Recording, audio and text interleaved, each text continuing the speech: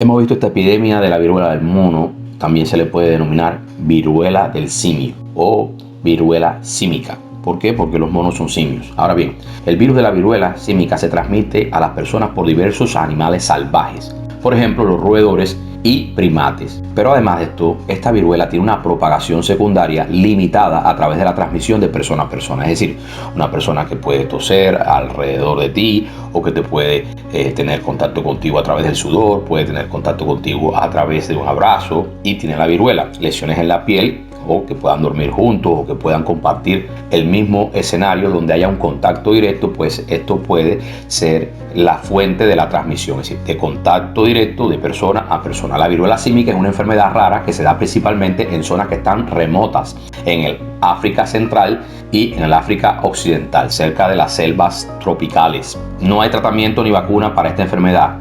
La vacunación contra la viruela, es decir, la vacunación antivariólica previa, ha resultado eficaz en prevenir la viruela símica, las personas que han sido vacunados contra la viruela. Ahora bien, la viruela símica es una zoonosis. Zoonosis es una enfermedad donde el portador inicial de la enfermedad no es el ser humano, donde sencillamente en la zoonosis los animales son los que portan el agente infectante, que puede ser un virus o una bacteria, y pasan ese virus o bacteria a los seres humanos. La enfermedad es provocada por un virus que es transmitido de animales a personas inicialmente. Es una zoonosis rara, no es una zoonosis frecuente. Produce síntomas parecidos a los que se observan en los pacientes de viruela en el pasado.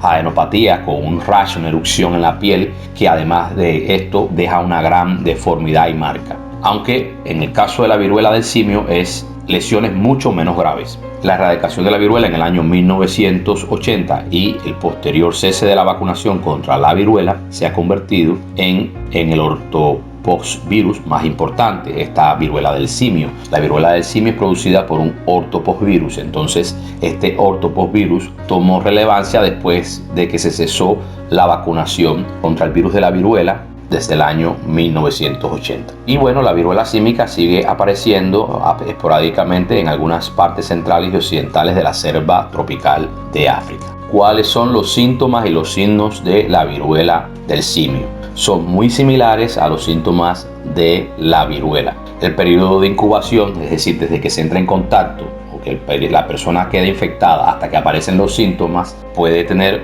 un intervalo variable, generalmente entre 6 días a 16 días, aproximadamente entre 1 y 2 semanas, aunque puede variar entre 5 y 21 días, siendo 5 mínimo, 21 días máximo. La infección puede dividirse en 2 periodos. Hay un periodo que es el llamado periodo de invasión, que dura alrededor de 0 a 5 días. Este periodo entre el día 0 y el día 5 se caracteriza por fiebre, por dolor de cabeza intenso, salen unas bolitas que denominadas adenopatías o linfoadenopatías, que son bolitas que aparecen en la región axilar, en la región inguinal y en la región del cuello, que no son más que ganglios linfáticos inflamados. Hay dolor lumbar, hay dolores musculares o mialgias, también hay una gran falta de energía o astenia intensa. Este es el periodo entre los 0 y 5 días. Luego viene un periodo de erupción cutánea entre 1 y 3 días después del inicio de la fiebre, cuando aparecen las distintas fases del exantema o brote eruptivo.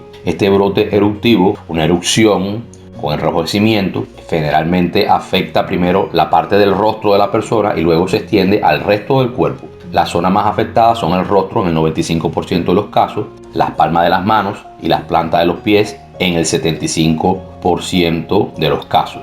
La evolución de este rash, de este exantema, desde maculopápulas, que son lesiones de base plana, son como, digamos, unas erupciones, unas manchas rojas con una base plana, para que puedas entender. Empiezan siendo así y luego se convierten en unas burbujitas o vesículas, que son ampollitas llenas de líquido. Luego estas ampollitas o vesículas se llenan de un líquido un poco más oscuro denominado pústula, porque contiene ya pus, y las subsiguientes fases viene siendo ya cuando se forma la postilla o la costra, que se produce alrededor de unos 10 días. La eliminación completa de las costras o postillas puede tardar hasta 3 semanas. El número de lesiones puede variar desde unas pocas a varios miles y afectan las mucosas, es decir, de la boca. El 70% de las personas tienen dentro de la boca, en la mucosa, en la superficie de la boca, tienen lesiones. Los genitales, un 30%.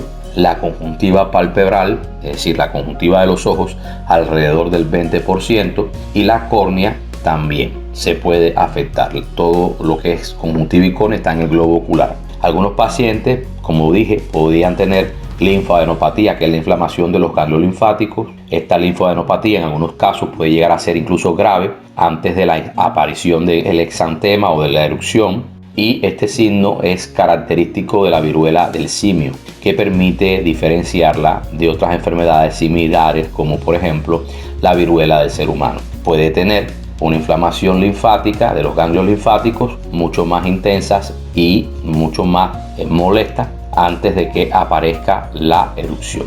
La viruela del simio suele ser una enfermedad autolimitada, no requiere un tratamiento específico porque es un virus. En este caso no hay que tomar ningún tipo de antibiótico. Los síntomas duran alrededor de 14 a 21 días. Los casos más graves se producen con mayor frecuencia en niños y su evolución va a depender del grado de exposición al virus. Mientras más exposición al virus haya, mientras más deteriorado esté el estado de salud del paciente, entonces podrán aparecer complicaciones graves. Pero si el paciente tiene una buena inmunidad, el paciente tiene una buena nutrición, el paciente es un adulto, generalmente la evolución es bien favorable.